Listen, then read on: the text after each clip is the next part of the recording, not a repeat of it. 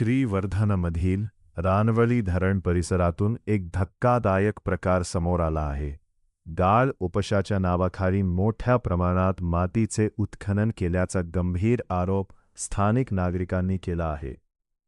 श्रीवर्धन शहराला पिण्याचे पाणी पुरवणाऱ्या या महत्त्वाच्या धरण परिसरात नैसर्गिक टेकड्या आणि पाणलोट क्षेत्रातील भूभाग तोडण्यात आल्याचा दावा नागरिकांकडून करण्यात येत आहे. गेल्या अनेक दिवसांपासून या ठिकाणी यंत्रसामग्री आणि डंपरच्या शेकडो फेऱ्या सुरू असल्याने एवढ्या मोठ्या प्रमाणात काढण्यात आलेली माती नेमकी कुठे गेली याबाबत प्रश्न उपस्थित होत आहेत.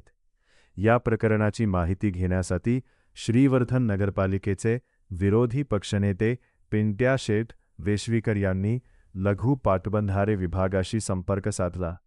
मात्र संबंधित अधिकाऱ्यांनी थेट उत्तर देण्याऐवजी चौकशी दुसऱ्या विभागाकडे करण्याचा सल्ला दिल्याने प्रशासनाच्या भूमिकेवर संशय व्यक्त केला जात आहे.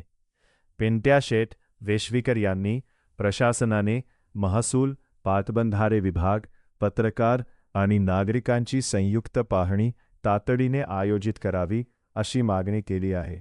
अन्यथा लोकशाही मार्गाने तीव्र आंदोलन छेडले जाईल.